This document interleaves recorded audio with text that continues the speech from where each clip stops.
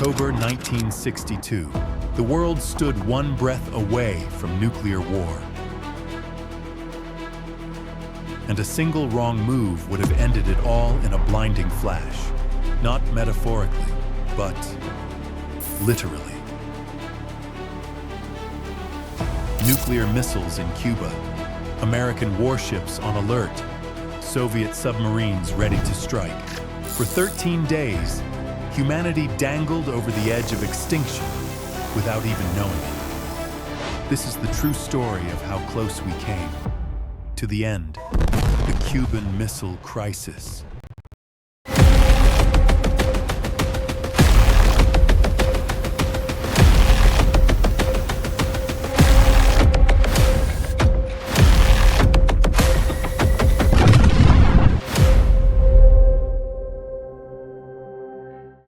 The year is 1962. John F. Kennedy is the youngest president in American history, charismatic, confident, and riding the high of post-war optimism. But beneath the smiles and handshakes, the Cold War was boiling.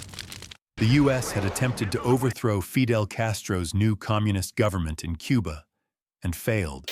Cuba, just 90 miles from Florida, was now a Soviet ally. And Khrushchev? He was about to make the world tremble. October 14, 1962. An American U-2 spy plane soars over Cuban skies. What it photographed would change history. Long, slender shadows stretched across the Cuban landscape. Soviet nuclear missile sites taking shape. Medium-range ballistic missiles, capable of reducing New York, Washington, and every major city on the eastern seaboard to ash. In the words of Robert McNamara, the U.S. Secretary of Defense, "This is not just a threat, it's a gun to our head." John F. Kennedy calls for an emergency meeting with his top advisors, the Executive Committee of the National Security Council, known as XCOM. Two options are on the table: a full-scale airstrike on the missile sites, or a naval blockade to prevent more weapons from arriving. Kennedy chooses the latter, but not without fear. On October 22nd, he addresses the nation. "It shall be the policy of this nation to regard any nuclear missile launched from Cuba as an attack by the Soviet Union on the United States, requiring a full retaliatory response." Soviet ships, carrying more missile components, head straight toward the American blockade. U.S. warships await, their weapons armed. One miscalculation, and it's World War III.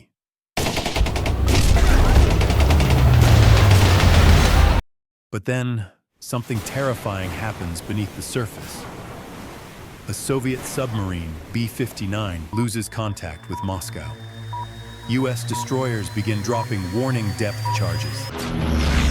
Inside the sub, air is hot, electric systems are failing, and panic spreads.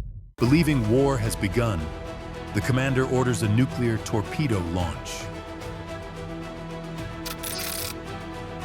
But one man, Vasili Arkhipov, refuses to give the consent. He saves the world, a name you have never heard before, maybe one of the reasons you are alive today. Behind the closed doors, letters begin to fly between Washington and Moscow. Khrushchev sends a plea: if there is no intention to doom the world to the catastrophe of thermonuclear war, let us not pull on the ends of the rope. But the Soviets also demand something else: the removal of U.S. missiles stationed in Turkey. Publicly, Kennedy rejects the deal, but privately, he agrees. Under the condition, it remains a secret. On October 28, 1962, after 13 days of terror, the crisis ends. Soviet missiles leave Cuba. U.S. missiles quietly leave Turkey, and the world steps back from the brink. It was the closest the world has ever come to nuclear Armageddon. Schools taught children to duck and cover. Bomb shelters were stocked, and trust between the nations was shattered like glass on a cold floor. A direct phone line was later installed between the White House and the Kremlin, the red telephone, so that next time, maybe, there'd be a voice before the missiles. But perhaps the most chilling part?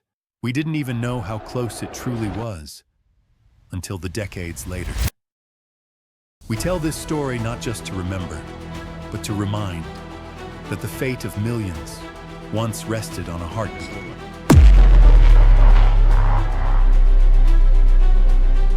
If this story left a mark on you, don't let it fade.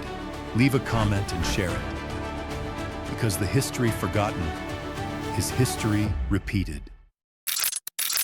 Subscribe.